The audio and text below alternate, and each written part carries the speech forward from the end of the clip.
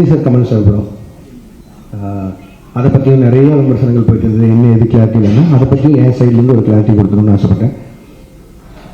கூலி ரிலீஸ் ஆகிற டைமில் 2 பேருமே மீட் பண்ணேன். நான் 2 பேருமே இந்த மாதிரி ஒரு படம் பண்ணலான்னு சொன்னாங்க. எனக்கு அது மிகப்பெரிய ஆப்பர்ச்சுனிட்டி.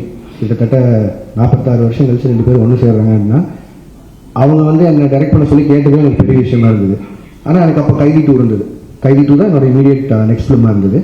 பட் ஆனால் இந்த ஆப்பர்ச்சுனிட்டி மிஸ் பண்ண முடியல. ஸோ அதனால் நான் ப்ரொடக்ஷன் சைடில் சொல்லிவிட்டு நான் இந்த படம் முடிச்சுட்டு வந்துடுறேங்க, ஏன்னா எனக்கு திருப்பி இப்படி ஒரு ஆப்பர்ச்சுனிட்டி கிடைக்காதுன்னு சொல்லிட்டு நான் வந்துட்டேன். ஒரு 1.5 மாதம் சின்சியராக எழுதினேன். முடிஞ்ச அளவுக்கு ட்ரை பண்ணேன் 2 பேரையும் வச்சு ஒரு படம் பண்ணுறதுக்கு. 1.5 மாதம் கழிச்சு நேரில் போய் மீட் பண்ணி 2 பேருக்கும் தனித்தனியாக நரேஷன் போச்சு. 2 பேரும் ஈக்குவலாக எக்ஸைட் ஆனாங்க கதை மேலே. பட் ஆனால் என்னென்னா 2 பேரும் நிறைய ஆக்ஷன் ஃபிலிம்ஸ் கண்டினியூஸாக பண்ணிட்டு இருக்காங்க. ஜெயிலர் 2 வரைக்கும் ரஜினி சார் ஆகட்டும், இப்போது கமல் சாரோட அடுத்து அன்பு மாஸ்டர் டைரக்ஷனில் வர படமாகட்டும். ஸோ எல்லாமே ஹெவி ஆக்ஷனாக இருக்குது. திரும்பவும் கேப் இல்லாமல் இன்னொரு ஆக்ஷன் போகணுமாங்கிறதா அவங்களுக்குள்ள ஒரு கேள்வி வந்து 2 பேரும் ஒரு லைட் ஆர்டட் ஃபிலிமாக எதிர்பார்த்துட்டு இருக்காங்கிறது தான் எனக்கு அது முழுமை தெரிஞ்சு 2 பேரும் சொன்னாங்க. பட் லைட் ஆர்டட் ஃபிலிம் எனக்கு பண்ண வராது. அண்ட் அதை நான் ஜெனுவனாக சொல்லிட்டு வெளில வந்தேன். பட் ஆனால் நான் இப்போது சொல்லிட்டு போனதுக்கப்புறம் எப்போ திருப்பி வருவேன்னு தெரியாது கார்த்தி சாருக்கும் அவங்க டீமுக்கும். ஸோ அதனால் அவருக்கு கைதி 2 இருந்த ஸ்லாட்டுக்கு இன்னொரு டைரக்டர் கொடுத்தாரு. இதுதான் ஆக்சுவலாக நடந்தது. அண்ட் அந்த கேப்பில் வேறு என்ன பண்ணலாம் அப்படின்னு யோசிக்கும்போது மைத்ரி பிக்சர்ஸ் வந்து அவங்க எனக்கு கிட்டத்தட்ட ஒரு 6 இயர்ஸ் முன்னாடியே ஒரு அட்வான்ஸ் கொடுத்துருந்தாங்க.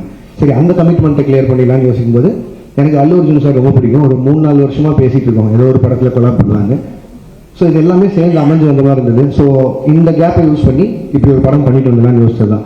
அதுவும் நிறையா சம்பளம் கேட்டேன், அதனால கைதி 2 பண்ணல அப்படிலாம் போட்டு தான் அப்படிலாம் இல்லை. சம்பளம்ன்றது உங்களுக்கு தெரியும், மார்க்கெட்டும் ப்ரொடியூசரும் நிர்ணயிக்கிறதா. நான் எவ்வளோ டிமாண்ட் பண்ணாலும் நம்ம படம் என்ன பண்ணியிருக்கோம் அதுக்கு தகுந்த மாதிரி நம்ம சம்பளமும் இருக்கும். ஸோ அந்த ஒரு விஷயம் கிளியர் பண்ண நினச்சேன். லாஸ்ட் வீக் அவங்க எல்லாரையும் மீட் பண்ணி பேசிட்டேன். ஸோ என்னோட அடுத்த படம் கைதி 2 தான் இருக்கும். அது ஏன் நான் ரொம்ப சால்ட்டாக சொல்கிறேன்னா, அந்த எல்சியூ இல்லை, எல்சியூ க்ளோஸ் ஆகிடுச்சு அதெல்லாம் போட்டிருந்தாங்க. அது வந்து ஜி ஸ்குவாட் இல்லை. ஜி ஸ்குவாட் க்ளோஸ் பண்ணுறேன்னா நான் க்ளோஸ் பண்ணிடலாம். எல்சியூன்றது வந்து ஃபர்ஸ்ட் ஆஃப் ஆல் அந்த பேரே நான் வைக்கல. அது வந்து ஃபேன்ஸாக அவங்க தேவையில் எல்சியூன்னு ஒரு நாள் சொன்னது, நான் அதை ஃபாலோ பண்ணிருக்கேன். ஸோ அதை டக்குன்னு நான் ஒருத்தர் மட்டும் முடிவு பண்ணி இல்லை எல்சியூவில் படம் வராது அப்படிலாம் சொல்ல முடியாது.